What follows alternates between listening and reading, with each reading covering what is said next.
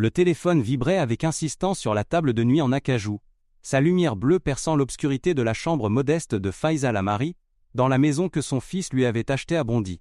Cette même maison où elle avait insisté pour rester malgré les offres de Kylian de l'installer à Monaco ou Madrid, parce que c'était ici que ses racines étaient profondes, où elle avait élevé 3 garçons avec rien d'autre que de la détermination et de l'amour. Elle avait appris à dormir d'un sommeil léger au fil des années. D'abord comme jeune mère travaillant en double équipe au centre sportif tout en s'entraînant pour l'équipe nationale de handball, puis plus tard comme mère célibataire jonglant avec 3 emplois pour mettre de la nourriture sur la table, et enfin comme la mère du footballeur le plus célèbre du monde, quand chaque appel téléphonique pouvait apporter des nouvelles qui changeraient tout. L'horloge numérique sur sa table de nuit indiquait 4h17. En 26 ans de maternité, Faiza avait développé un système d'alarme interne qui pouvait distinguer entre différents types d'appels de crise. L'appel d'ivresse d'Ethan, après une soirée universitaire, avait une sonnerie différente de celle de Giresse, appelant pour une décision de carrière. Mais quand elle vit le nom de Kylian clignoter sur l'écran, accompagné de sa photo d'enfance, celle où il lui manquait ses 2 dents de devant, et souriait en tenant un trophée en plastique de son premier tournoi de football. Son instinct maternel lui dit que c'était quelque chose d'entièrement différent. Sa main tremblait légèrement quand elle accepta l'appel. La connexion internationale grésilla un moment avant que sa voix ne parvienne. Épaisse de fatigue et de quelque chose de plus profond qu'elle n'avait pas entendu depuis qu'il avait 12 ans, et était rentré de l'école avec le nez ensanglanté et des larmes dans les yeux parce que des garçons plus âgés l'avaient encerclé dans la cour, se moquant de lui parce qu'il vivait dans la cité, parce que son père était camerounais, parce que les rêves étaient trop grands pour des garçons comme lui. « Kylian, mon Dieu, qu'est-ce qui s'est passé? T'es blessé? Quelqu'un t'a fait du mal ?» Guillemets double. « Maman, je suis désolé de te réveiller. Je sais que tu as cette réunion matinale avec le centre de jeunesse demain, et je sais comme tu es fatigué avec le travail de la fondation, mais Sa voix se brisa comme du verre contre la pierre. Je n'arrivais pas à respirer correctement. Et tu es la seule personne au monde qui me connaissait avant que je devienne cette chose que tout le monde pense comprendre. J'avais besoin de me rappeler qui j'étais avant tout ça. Guillemets double. Ces mots se dissolvent dans le silence, mais Faiza pouvait entendre sa respiration saccadée à travers le téléphone. Le son de quelqu'un qui se noyait dans son propre succès. Elle s'assit dans son lit, ses pieds trouvant le parquet froid, tandis qu'elle se dirigeait vers la fenêtre qui donnait sur la même cour en béton où elle avait appris à Kylian à taper dans un ballon quand il avait 4 ans. Le bâtiment d'en face portait encore des graffitis de l'époque où il était en primaire, à l'époque où leur plus grande inquiétude était de savoir s'il pourrait se permettre de nouvelles chaussures de football avant le début de la saison.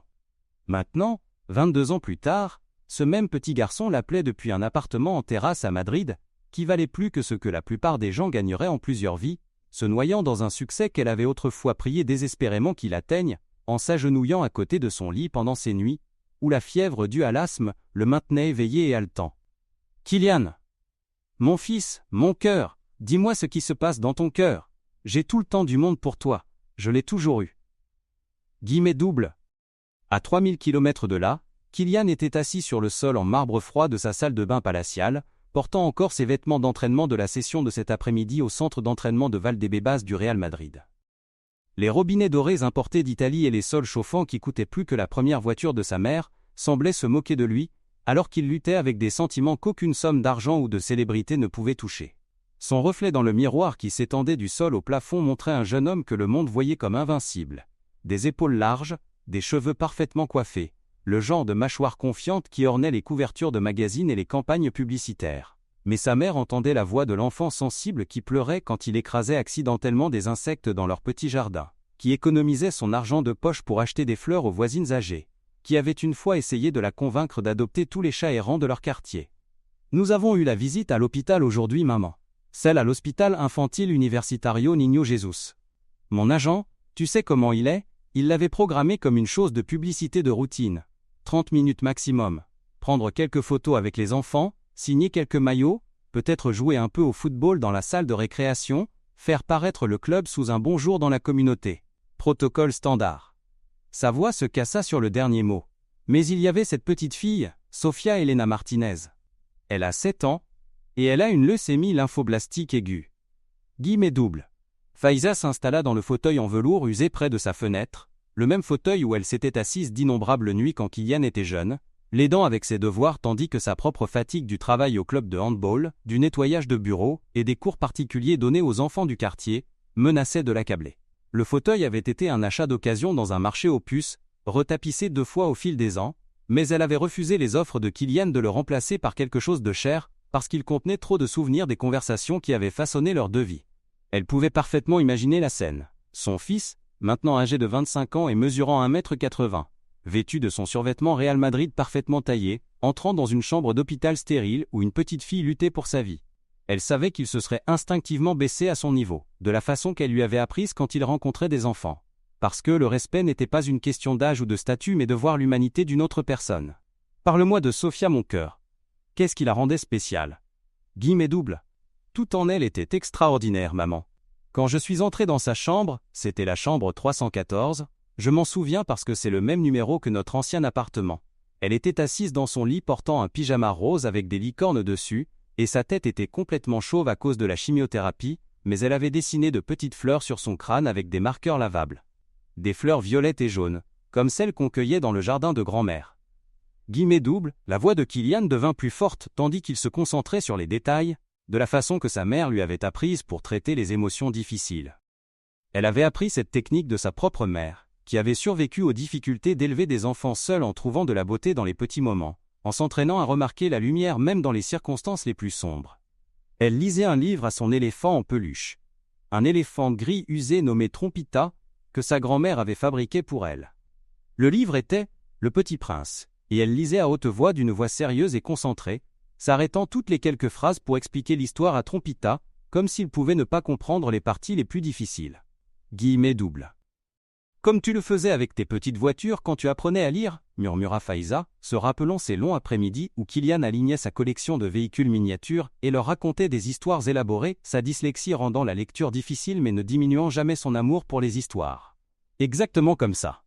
Quand elle m'a remarqué debout dans l'embrasure de la porte, elle ne s'est pas excitée, ou n'a pas demandé d'autographe, ou n'a même pas semblé particulièrement impressionnée que je sois là. Elle m'a juste regardé très sérieusement avec ses énormes yeux bruns, le genre d'yeux qui semblait tout voir, tu sais, moi, et a dit « Tu es triste aussi ?» Juste comme ça. 4 mots qui m'ont arrêté net. Parce que d'une façon ou d'une autre, cette petite fille de 7 ans pouvait voir à travers toute la simulation que je faisais. Guillemets double. Kylian se leva du sol de la salle de bain et traversa son appartement, passant devant les murs tapissés de maillots encadrés de chaque équipe pour laquelle il avait joué, devant les trophées qui captaient les lumières de la ville qui coulaient à travers ses fenêtres du sol au plafond, devant les prix et les distinctions qui documentaient une carrière dont la plupart des gens ne pouvaient que rêver. Mais rien de tout cela ne semblait avoir d'importance quand on le mesurait à la simple question d'une enfant malade qui avait vu sa tristesse malgré tous ses efforts pour la cacher. Je me suis assis dans la chaise à côté de son lit, une de ces chaises en plastique inconfortable d'hôpital dont tu te souviens quand j'ai eu une pneumonie à 9 ans. Et elle a marqué sa place dans le livre très soigneusement avec un marque-page qui ressemblait à ce qu'il était fait de papier de construction et de paillettes. Puis elle m'a présenté Trompita, expliquant que c'était sa meilleure amie et confidente, qu'elle lui racontait tous ses secrets et qu'il ne la jugeait jamais d'avoir peur parfois. Guillemets double. Le souvenir se déroula dans l'esprit de Kylian comme un film qu'il ne pouvait pas arrêter de regarder. La petite main de Sophia tendant la main pour ajuster la position de Trompita afin qu'il puisse voir leur visiteur, son explication pragmatique que les éléphants étaient d'excellents auditeurs parce qu'ils n'oubliaient jamais rien d'important, sa correction douce quand Kylian avait initialement appelé le jouet « lui ». Trompita est un éléphant fille comme moi. Elle comprend des choses que les éléphants garçons pourraient ne pas comprendre. Guillemets double. Puis elle m'a posé la question la plus incroyable, maman. Elle a dit « Sais-tu pourquoi je lis à Trompita ?» Quand j'ai dit non, elle a expliqué que son petit frère, Diego, n'a que 2 ans et qu'il apprend juste à parler, mais il adore les histoires. Elle s'enregistrait en train de lire des livres sur le téléphone de sa mère, pour que quand elle rentrerait à la maison, pas si, maman, elle n'a jamais dit si, Diego aurait des centaines d'histoires à écouter, et ce serait comme si elle lui lisait encore, même quand elle serait trop fatiguée du traitement. Guillemets double. Faiza sentit des larmes commencer à se rassembler dans ses yeux, tandis qu'elle écoutait son fils décrire cet enfant remarquable. Elle pensait à sa propre grand-mère, qui lui avait raconté des histoires pendant les années difficiles après la mort de son père, comment ces histoires lui avaient donné de la force et de l'espoir pendant les moments où les deux semblaient impossibles à trouver. Mais ce n'était même pas la partie la plus incroyable, continua Kylian, sa voix remplie d'émerveillement et de douleur à parts égales. Elle a commencé à me poser des questions, pas sur le football ou la célébrité, ou n'importe laquelle des choses que les adultes veulent habituellement savoir. Elle a demandé si son enfance me manquait, si être célèbre rendait difficile de se faire de vrais amis, si je me sentais parfois seul, même quand j'étais entouré de milliers de personnes criant mon nom. Guillemets double. Et qu'est-ce que tu lui as dit ? Guillemets double. Je lui ai dit la vérité, maman. Pour la première fois en année, j'ai juste dit à quelqu'un la vérité complète. J'ai dit que oui, cela me manquait de pouvoir marcher dans la rue sans que les gens me regardent fixement. Que cela me manquait de pouvoir faire des erreurs sans que le monde entier les analyse. Que parfois je me sentais comme si je vivais dans une boîte de verre où tout le monde pouvait me voir mais personne ne pouvait vraiment me toucher. Guillemets double. Kylian fit une pause, regardant le paysage urbain de Madrid où des millions de lumières scintillaient comme des étoiles terrestres. Chaque lumière représentait quelqu'un vivant ses propres luttes, ses propres joies, ses propres moments tranquilles de désespoir ou d'espoir. Il pensa à toutes les personnes dans ses appartements et maisons, qui connaissaient son nom, qui portaient son maillot, qui pensaient comprendre sa vie basée sur ce qu'ils voyaient dans les journaux et les médias sociaux. Sofia a écouté tout ce que j'ai dit avec cette attention incroyable, comme si elle absorbait chaque mot. Puis elle m'a parlé de sa vie, pas d'être malade, mais des vraies choses qui comptaient pour elle. Elle m'a parlé d'aider sa mère à cuisiner le dîner avant qu'elle tombe malade. Comment elle se tenait sur un marchepied et remuait le sofrito pendant que sa mère coupait les légumes, et qu'elle chantait des chansons ensemble. Elle m'a parlé d'apprendre à Diego à frapper dans ses mains et comme elle était fière quand il a appris à dire son nom. Guillemets double. Elle m'a parlé de sa meilleure amie à l'école, Valentina, qui vient la voir tous les samedis, et apporte des dessins que leurs camarades de classe ont faits pour Sofia. Elle m'a parlé de son rêve de devenir institutrice pour pouvoir aider d'autres enfants à apprendre à lire comme sa maîtresse, Señora Carmen, l'a aidée quand elle avait du mal avec quelques mots plus difficiles. Guillemets double. Faiza pouvait parfaitement imaginer cette petite fille remarquable, et elle se trouvait en train de penser à tous les enfants qui avaient croisé son chemin au fil des ans, des étudiants qu'elle avait aidés, de jeunes joueurs qu'elle avait entraînés, des enfants du quartier qui avaient eu besoin d'un adulte supplémentaire pour croire en eux. Chaque enfant lui avait appris quelque chose sur la résilience, sur la façon de trouver de la joie dans les petits moments, sur l'incroyable force qui pouvait émerger des circonstances les plus fragiles. Puis, elle m'a demandé quelque chose à quoi je n'ai pas pu arrêter de penser pendant 8 heures, maman. Elle a dit, Kylian, est-ce qu'être célèbre te rend heureux, ou est-ce que ça fait juste penser aux autres que tu devrais être heureux? Et j'ai réalisé, assis là dans cette chambre d'hôpital, avec cette petite fille sage, qui pourrait ne pas vivre pour voir son 8e anniversaire, que je ne pouvais pas lui donner une réponse honnête, parce que je ne connaissais pas moi-même la réponse honnête. Guillemets double. Le silence s'étira entre Paris et Madrid, tandis que la mère et le fils luttaient avec la simplicité profonde de la question de Sofia. Faiza se rappelait ses propres luttes avec ce concept pendant les premières années de la carrière de Kylian, quand elle l'avait vu se transformer d'un adolescent joyeux qui jouait au football parce qu'il l'aimait en un jeune homme portant le poids des attentes de millions de personnes qu'il n'avait jamais rencontrées. Qu'est-ce que tu lui as dit? Guillemets double. Je lui ai dit que le football me rendait heureux, qu'aider les gens me rendait heureux, que marquer des buts et gagner des trophées pouvait être merveilleux, mais que parfois la partie célèbre ressemblait au port d'un costume trop serré et trop chaud, mais que je ne pouvais pas enlever parce que tout le monde s'attendait à ce que je continue à le porter. Elle a hoché la tête comme si elle comprenait complètement. Et peut-être qu'elle comprenait, parce que vivre avec une maladie grave ressemble probablement aussi au port d'un costume, comme si les gens ne voyaient que la maladie au lieu de voir Sofia. Guillemets double. Kylian retourna dans sa chambre et s'assit sur le bord de son lit king size, entouré du genre de luxe qui aurait semblé impossible pendant son enfance à Bondy. Les draps en coton égyptien coûtaient probablement plus que ce que sa mère avait dépensé en courses en un mois quand il était jeune. Mais il se sentait froid et impersonnel comparé à la chaleur dont il se souvenait de partager une petite chambre avec ses frères, chuchotant des blagues et des rêves dans l'obscurité, jusqu'à ce que leur mère vienne leur dire qu'il était temps de dormir. Puis elle a dit quelque chose qui résonne dans ma tête depuis que j'ai quitté l'hôpital. Elle m'a regardé avec ses yeux incroyables et a dit « Ma maman m'a dit que quand on est vraiment triste, on devrait appeler la personne qui nous aimait avant qu'on soit quelqu'un de spécial.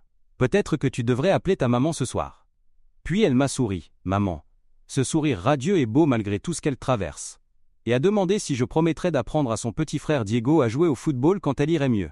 Guillemets double. Pas si elle allait mieux, mais quand elle irait mieux. Cette petite fille de 7 ans luttant contre la leucémie a plus de foi en l'avenir que j'en ai eu depuis des mois. Guillemets double. Faiza se leva de sa chaise et se dirigea vers la cuisine, ses pieds nus silencieux sur les carreaux, tandis qu'elle mettait la bouilloire pour un thé dont elle ne voulait pas vraiment, ayant besoin du rituel familier pour l'aider à traiter le poids de ce que son fils partageait. La cuisine contenait encore certains des mêmes appareils de quand Kylian était jeune. La cafetière qu'il lui avait achetée avec son premier salaire professionnel, le mixeur qu'elle avait utilisé pour faire des gâteaux d'anniversaire quand l'argent était trop serré pour les achats en boulangerie, les cuillères en bois polies par des décennies d'usage. Kylian, cet enfant a vu ton cœur aujourd'hui. Elle a vu au-delà du maillot et des gros titres et des attentes à la personne, que tu es vraiment en dessous de tout ça. C'est un don extraordinaire, moins à la fois qu'elle puisse le voir et que tu l'aies laissé le voir. Guillemets double.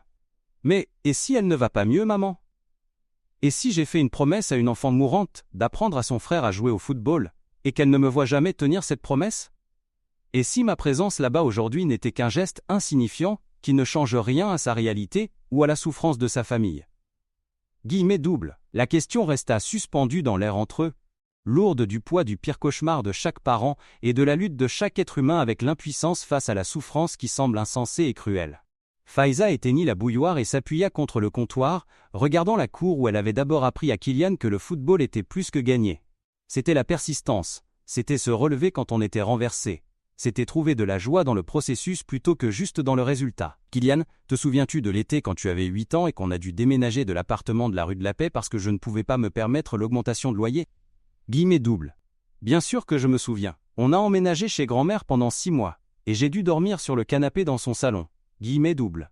Te souviens-tu de ce que tu m'as dit la nuit où on a emballé ta chambre, quand tu m'as trouvé en train de pleurer sur les factures que je ne pouvais pas payer? Guillemets double. Kylian ferma les yeux, remontant à travers 17 ans de souvenirs à ce petit garçon effrayé qui avait regardé les épaules de sa mère trembler de sanglots silencieux, tandis qu'elle essayait de comprendre comment subvenir aux besoins de ses enfants avec un salaire de joueuse de handball, qui couvrait à peine l'essentiel. Il se rappelait le poids des inquiétudes d'adultes s'installant sur ses petites épaules, la détermination qui s'était cristallisée dans son cœur de 8 ans. J'ai dit que j'allais être le meilleur footballeur du monde et t'acheter la plus grande maison de France pour que tu n'aies jamais à t'inquiéter pour l'argent. Et pour que tu puisses arrêter tous tes emplois supplémentaires et juste être ma maman au lieu de travailler tout le temps. Guillemets double. C'est exact. Et te souviens-tu de ce que je t'ai dit cette nuit-là? Guillemets double. Tu as dit que les rêves étaient importants et que je ne devais jamais arrêter de les poursuivre, mais que la chose la plus importante était de ne jamais oublier que notre valeur en tant que personne n'avait rien à voir avec combien d'argent nous avions ou combien de personnes connaissaient nos noms. Tu as dit que notre valeur venait de la façon dont nous traitions les autres, surtout quand personne ne regardait, surtout quand ces personnes ne pouvaient rien faire pour nous en retour. Guillemets double. Et tu m'as dit quelque chose en retour cette nuit-là, que je n'ai jamais oublié. Te souviens-tu de ce que c'était? Guillemets double. Kylian fouilla sa mémoire, essayant de se rappeler les détails de cette conversation qui avait eu lieu dans une chambre exiguë, avec des taches d'eau au plafond et des meubles d'occasion qui avaient connu des jours meilleurs. Lentement les mots lui revinrent, prononcés de la voix d'un enfant qui essayait de consoler sa mère en pleurs.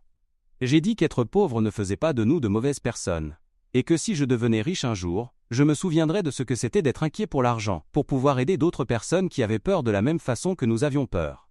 Guillemets double. Exactement. Sophia te regardait aujourd'hui, mon fils. Elle regardait quand tu as oublié les caméras et l'horaire et les objectifs de publicité et que tu as juste écouté son histoire de tout ton cœur. Elle regardait quand tu l'as laissé voir que même les gens célèbres luttent avec la tristesse et la solitude et les questions sur leur but. Elle regardait quand tu as promis d'apprendre à son frère à jouer au football, non pas parce que ça générait de bons gros titres, mais parce que tu te souciais vraiment du bonheur de sa famille. Guillemets double.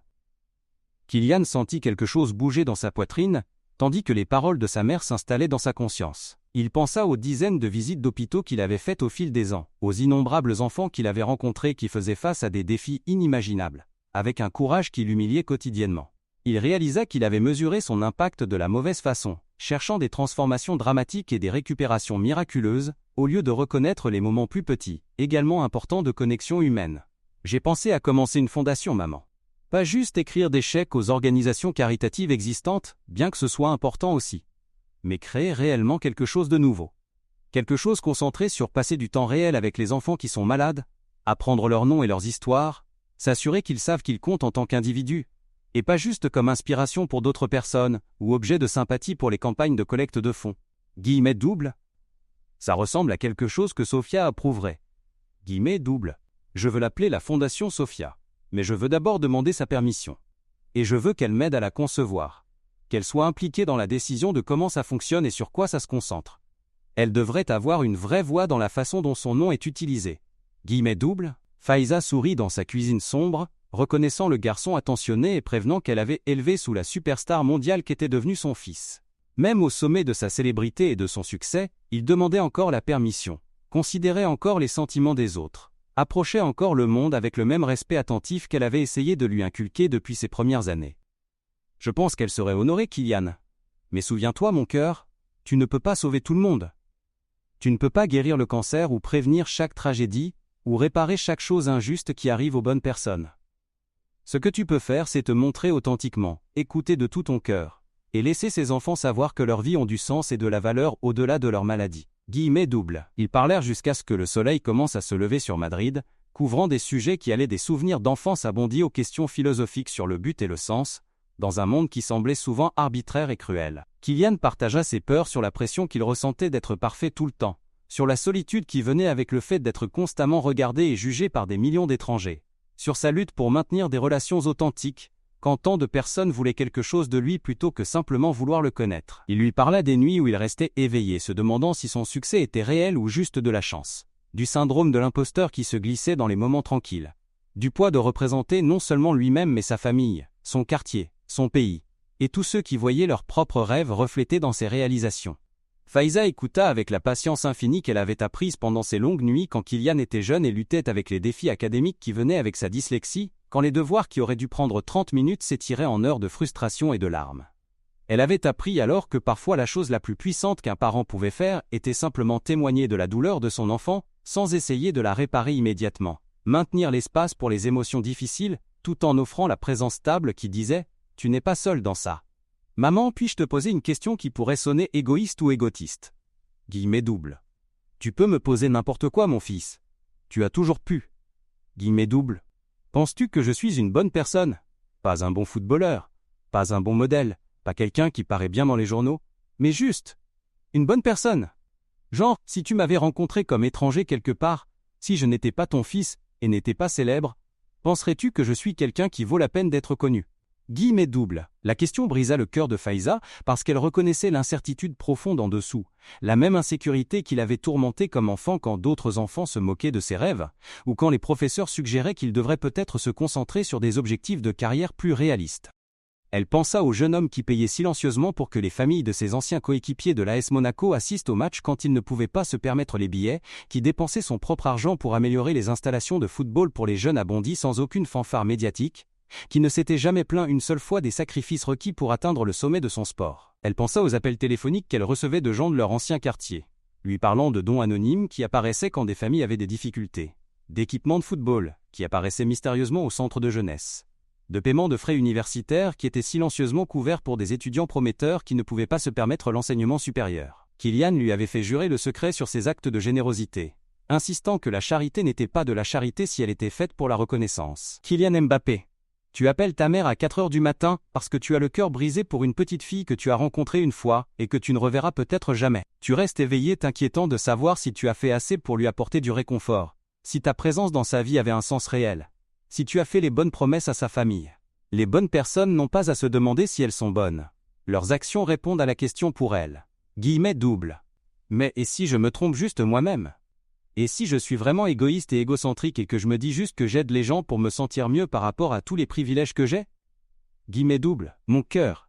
Les gens égoïstes ne s'inquiètent pas d'être égoïstes.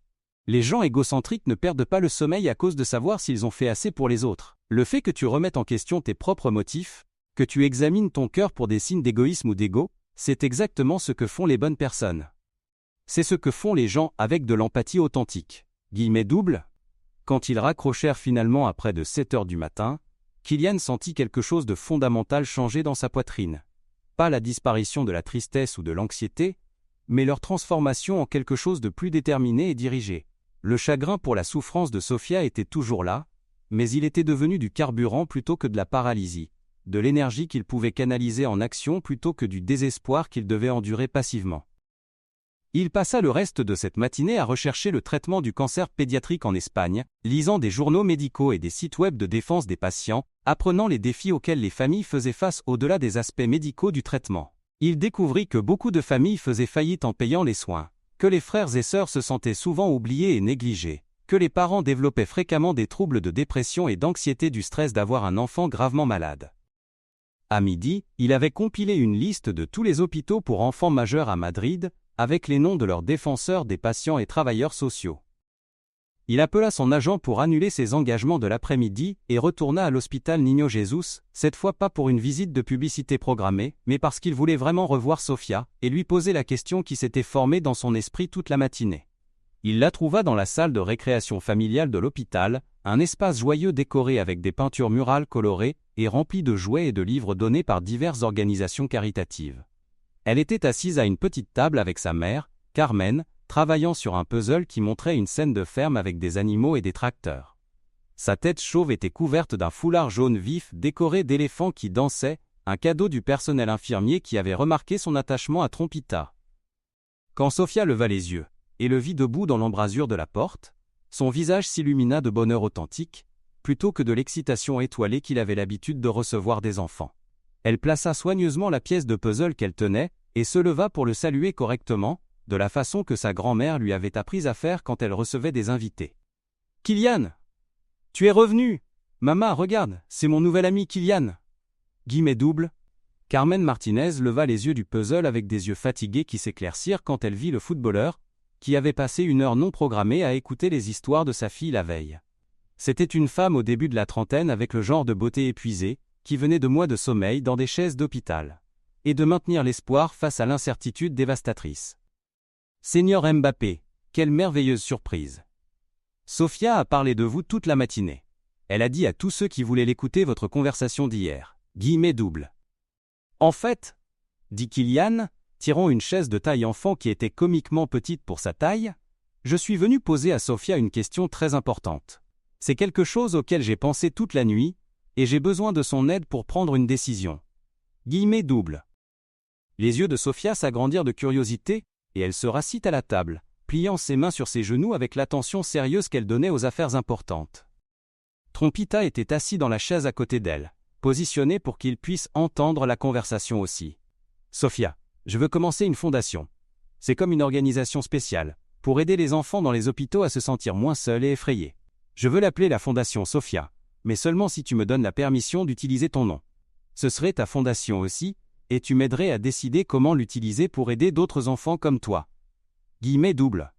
Sofia considéra cette proposition avec la gravité d'un juge pesant les preuves. Elle regarda sa mère, qui hocha la tête avec encouragement, puis Trompita, comme si elle cherchait le conseil de l'éléphant sur cette décision importante.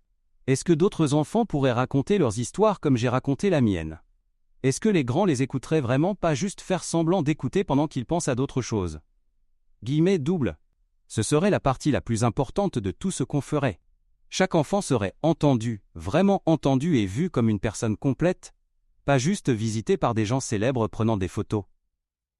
Guillemets double. Et est-ce qu'on aiderait les familles aussi? Parce que parfois ma maman pleure quand elle pense que je dors, et je pense que les parents ont besoin d'amis et d'aide aussi quand leurs enfants sont malades. Guillemets double. C'était exactement le genre de perspicacité que Kylian apprenait à attendre des enfants qui avaient été forcés de grandir trop vite, qui avaient observé le monde adulte depuis la perspective unique de quelqu'un dont la mortalité était incertaine. Sofia avait remarqué des choses que beaucoup d'adultes manquaient, l'isolement des parents s'occupant de l'enfant gravement malade, le besoin de soutien émotionnel au-delà du traitement médical, l'importance de maintenir la dignité et l'individualité même dans les circonstances les plus vulnérables. Oui, absolument. On aiderait des familles entières, pas juste les enfants malades. Alors oui, dit Sofia solennellement, tendant la main pour serrer la sienne avec la formalité de quelqu'un scellant un accord commercial important. Mais j'ai quelques conditions. Bien sûr. Quelles sont tes conditions? Premièrement, on doit promettre qu'on n'utilisera jamais de photos d'enfants malades pour faire que les gens se sentent désolés pour nous. Je déteste quand les gens me regardent comme si j'étais juste une histoire triste au lieu d'une personne normale qui a le cancer. Guillemets double, je suis complètement d'accord. Pas d'exploitation. Pas de pitié.